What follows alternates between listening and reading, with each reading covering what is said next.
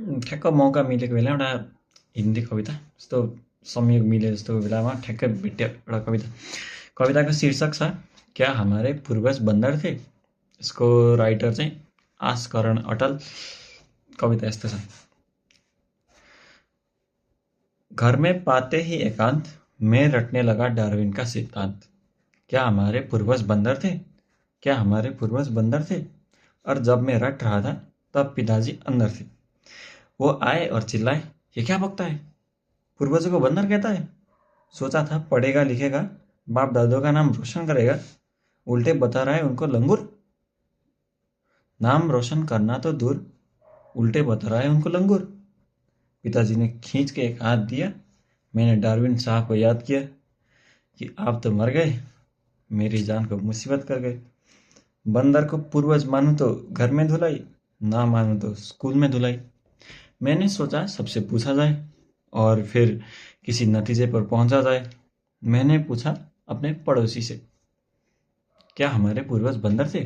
तो वे बोले, तुम्हारे होंगे, तुम्हारे पूर्वज बंदर होंगे, हमारे तो अग्रवाल थे। फिर मैंने एक सिनेमा के दर्शक से पूछा, क्या आदमी पहले बंदर था।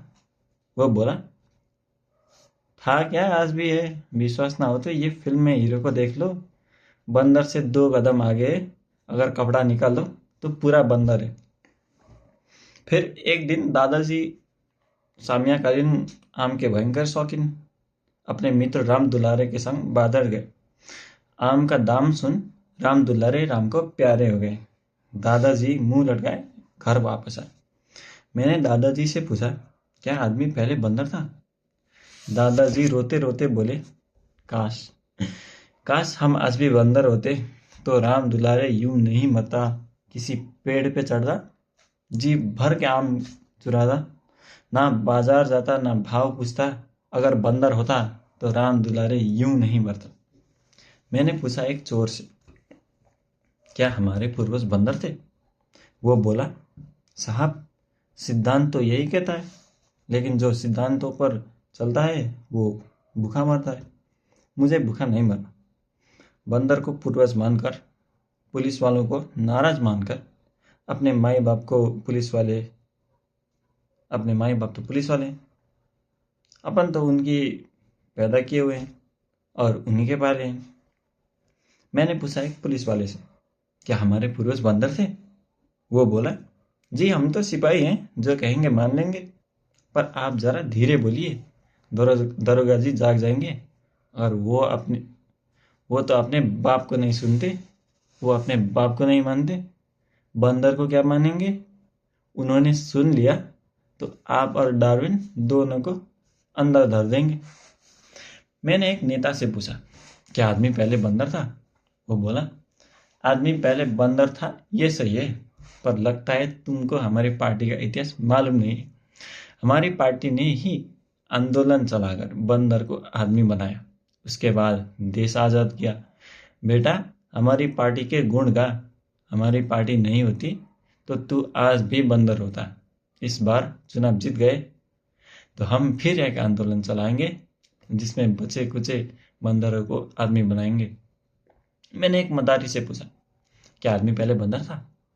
वो बोला, देख भैया, हम आदमियों को बंदर से मुकाबला नहीं करनी चाहिए। कहाँ आदमी कहाँ बंदर, आदमी की आज का क्या है कदर। मैं जगबीती नहीं आप बीती सुना रहा हूँ, घर की बात बता रहा हूँ। मेरे एक बंदर जैसा बेटा है और एक बेटा जैसा बंदर। मैंने इसे नचा नचा कर पढ़ा लिखाया, एमए पास कराया। 3 साल हो गए, वो आज भी नौकरी के लिए मारा मारा फिरता है। और ऐसे में ये बंदर मेरे पूरे परिवार का पेट पालता रहता है। देखो भैया, हम आदमियों को बंदर से मुकाबला नहीं करना चाहिए। अंत में मैंने पूछा रजनीश ओशो से, क्या हमारे पूर्वज बंदर थे। वो बोले, प्रश्न सामायिक है, मजेदार है, लेकिन एक बार बंदर से भी पूछ कर देख लो कि क्या उसे आज के मनुष्य का पूर्वज बनना स्वीकार है। वो इनकार कर देगा, वो शर्म के मारे डूब मरेगा। या कोई आदमी जैसा चालक बंदर रहा तो अदालत में मानहानि का दावा कर देगा कि हुजूर हम बंदरों की प्रतिष्ठा को मिट्टी में मिलाया जा रहा है।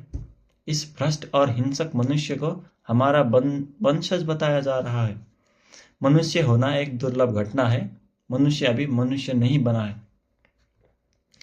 हर एक की बात ने मन को छुआ। उत्तर तो नहीं मिला, पर एक और प्रश्न उठ खड़ा हुआ। अब मैं ये नहीं पूछता कि क्या आदमी पहले बंदर था। वो प्रश्न खड़ा वहीं का वहीं। अब मैं पूछता हूँ, आदमी आदमी भी है क्या नहीं। That was it. ठक्क मौका मिलेको बेलामै आयो। So evolution यस्तै आइडियाहरू सोध्ने बेलामा, so I thought I would share with you. Thank you.